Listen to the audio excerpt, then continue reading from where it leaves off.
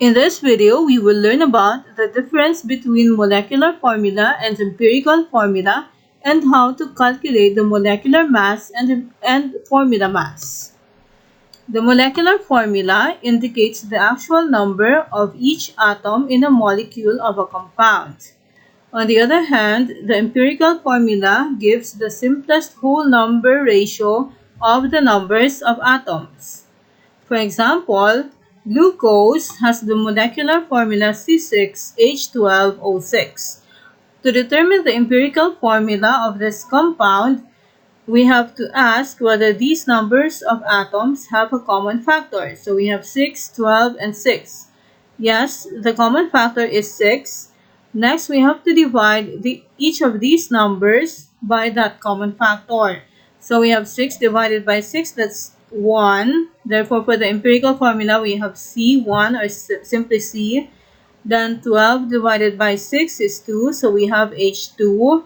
And then 6 divided by 6, that's 1, so we have O1 or simply O. How about the table sugar? The table sugar has the molecular formula C12H22O11. Okay, now for the empirical formula, do these numbers of atoms have a common factor? The answer is no, because we have here the number 11. Therefore, the empirical formula of table sugar is also C12H22O11. Now, how do we differentiate between the molecular mass and formula mass? The molecular mass, or uppercase MM, is the actual mass of a molecule of a compound, and it is measured in atomic mass unit or AMU. Now, to get the actual mass, the molecular mass should be calculated based on the molecular formula. On the other hand, the formula mass, or uppercase FM, is calculated based on the empirical formula of a compound, but it is also measured in atomic mass unit or AMU. Therefore, one thing that we have to remember is that if the molecular formula and empirical formula are the same, the molecular mass and formula mass are equal. Let's consider some examples of calculating the molecular mass and the formula mass. First, let's say we are given butane. This has the molecular formula C4H10.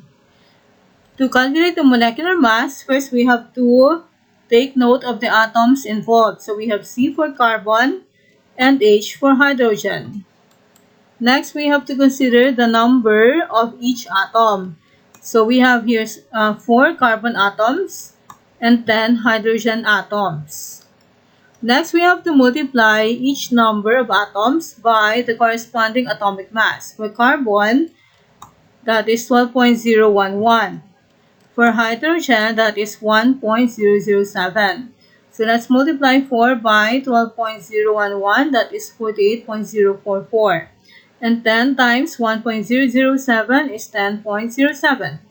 To get the molecular mass, we have to add these two, and that is 58.11 atomic mass units.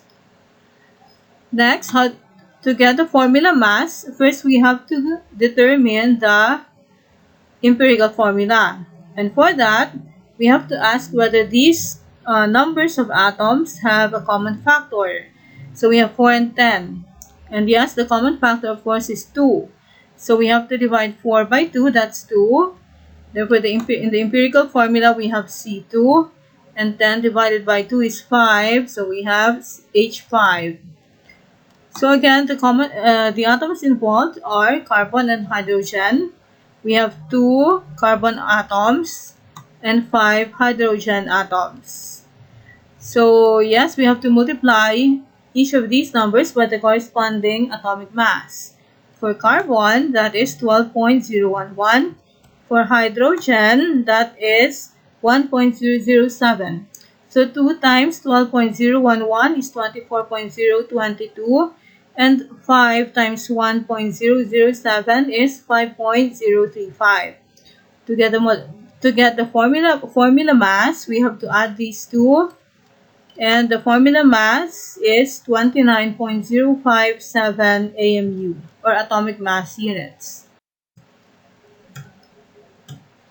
Next, let's consider glucose. It has the molecular formula C6H12O6. For the molecular mass, yes, the atoms are C for carbon, H for hydrogen, and O for oxygen. Okay, so we have 6 carbon atoms, 12 hydrogen atoms, and 6 oxygen atoms. So let's multiply each of these numbers of atoms by the corresponding atomic mass. For carbon, that is 12.011. For hydrogen, that is 1.007. For oxygen, that is 15.999. So let's multiply 6 by 12.011. That is 72.066. 12 times 1.007 is 12.084. And 6 times 15.999 is 95.994. Now to get the molecular mass, we have to add these three values. And the molecular mass is 180.14 atomic mass units. For the formula mass, we have to get the empirical formula first. So for that, we have to determine whether these numbers of atoms have a common factor. Yes, that is 6. So let's divide 6 by 6. That's 1. So in the empirical formula, we have C1, or simply C. 12 divided by 6 is 2. So we have H2. And 6 divided by 6 is 1. So we have O1, or simply O. Again, the atoms involved are carbon, hydrogen, and oxygen. Okay, we have 1 carbon, 2 hydrogen atoms, and 1 oxygen atom. Of course, we have to multiply these numbers by the corresponding atomic mass. Okay, so we have 1 times 12.011 is of course 12.011. For hydrogen, we have 1.007, multiply that by 2, we get 2.014. And for oxygen, the atomic mass again is 15.999 times 1, that is 15.999. To get the formula mass, we have to add these three values. So there should be uppercase F. So the formula mass is 30.024 atomic mass units.